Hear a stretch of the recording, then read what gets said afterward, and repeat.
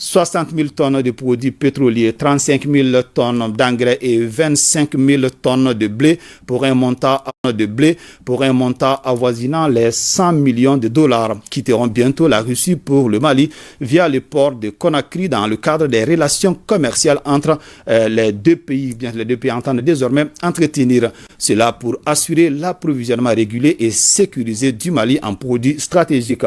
Pour négocier une convention allant dans ce sens, une délégation conduite par le ministre de l'économie et des finances vient de boucler une mission à Moscou.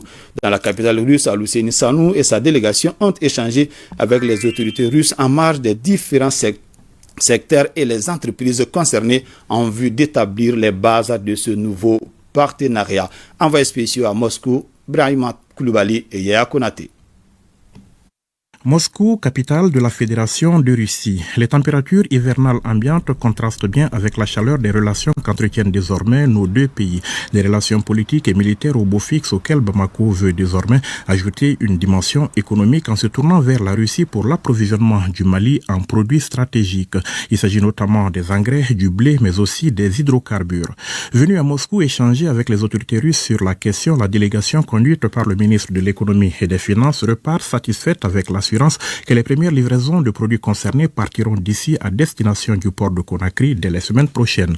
À la suite de nos échanges, une première expédition de marchandises doit arriver dans les quelques semaines à Bamako.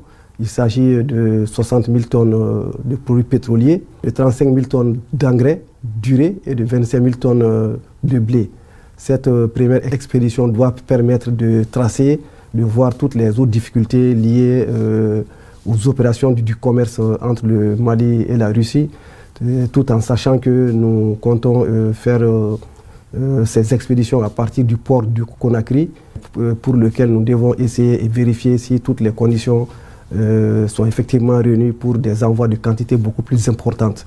Et nous pensons que les premières commandes doivent atteindre un montant maximum de 100 millions de dollars. À la suite de cela, maintenant, tout le reste va se dérouler, tout en sachant que le Mali a des besoins beaucoup plus importants et qu'on a un certain délai par rapport à la fourniture des intrants agricoles.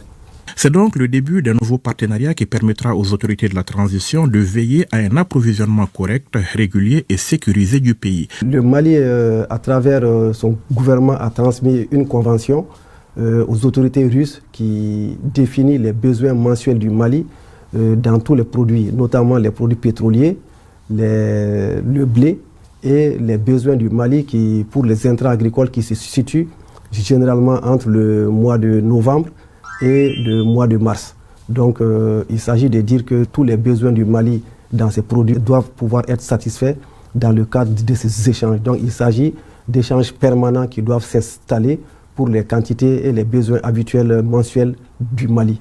La convention issue de la mission conduite par le ministre Sanou est en gestation depuis près de 6 mois maintenant sous l'impulsion des plus hautes autorités, notamment les présidents Vladimir Poutine de Russie et Assimi Goïta du Mali. Un intense travail diplomatique dont le coup d'envoi a été donné par une mission de haut niveau avec un suivi rapproché de la représentation diplomatique du Mali à Moscou. Notre mission a été une réussite parce que les hautes autorités des deux pays, notamment le colonel Assimi Goïta et le président Vladimir Poutine se sont entendus 2 fois par téléphone pour essayer de mettre en marche toutes les dispositions nécessaires pour un approvisionnement régulier, sécurisé du Mali dans des denrées de première nécessité à des prix abordables. Lors des discussions, l'ambassadeur du Mali présent à Moscou nous a été d'un apport très très appréciable.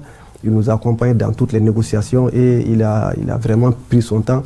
Et son apport a été assez consistant dans l'organisation de cette mission.